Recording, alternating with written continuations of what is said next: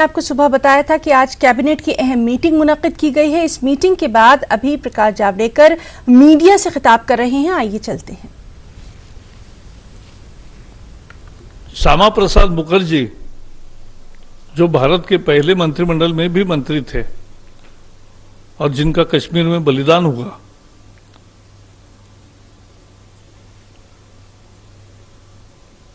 Kolkata port को श्यामा प्रसाद मुखर्जी का नाम देने का फैसला आज लिया गया, जिसकी घोषणा प्रधानमंत्री जी ने 11 जनवरी को वहां कोलकाता में की थी। So today we have renamed the Kolkata port as Kolkata Shyama Prasad Mukherjee port.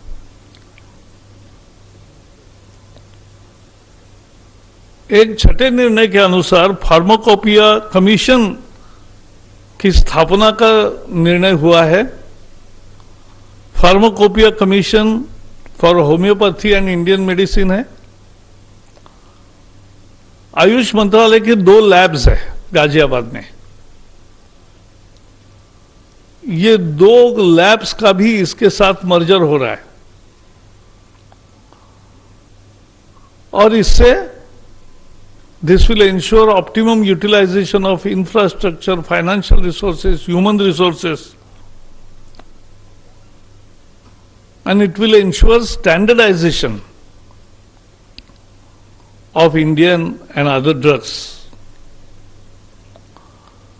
So the consequential changes which were required in drug and cosmetic rules, we have today decided to make necessary changes in the rules also. तो आज की बैठक में किसानों के लिए 3 बड़े निर्णय हुए और उसके साथ साथ इन्वेस्टमेंट देश में आए, इसके लिए भी निर्णय हुआ और कोलकाता एयरपोर्ट का नाम और उसके साथ साथ फार्माकोपिया कमीशन, ये भी 2 महत्वपूर्ण निर्णय हुए। तो इसमें आत्मनिर्भर पैकेज की भी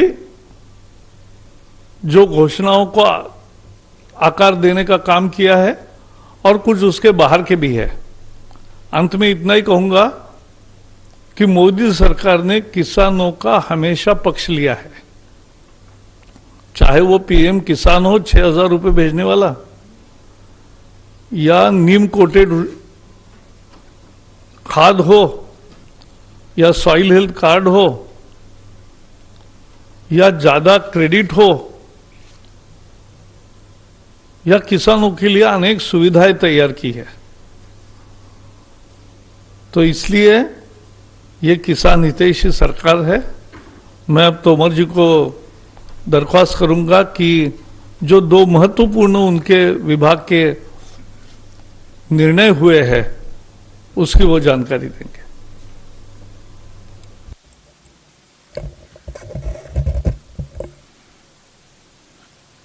धन्यवाद माननीय प्रकाश जावड़ेकर जी, आदरणीय संजय अग्रवाल जी, आदरणीय दंतवाला जी और उपस्थित सभी मित्रों। 2014 में प्रधानमंत्री नरेंद्र मोदी जी अपने दायित्व को संभाले थे। तब से लेकर आज तक लगातार उनकी कोशिश है कि मंत्रिपरिषद के निर्णय के केंद्र में गांव, गरीब और किसान रहे।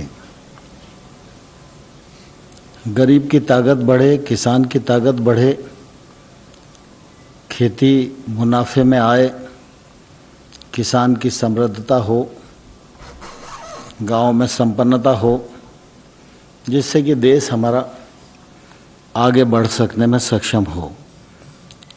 इसलिए गत 6 वर्षों में गांव के सर्वांगीण विकास और किसान की समृद्धि की दृष्टि से अनेक निर्णय हुए हैं, जो समय समय पर आप सबके सामने निर्णयों के रूप में आते रहे, जिनका क्रियान्वयन ठीक प्रकार से हो रहा है।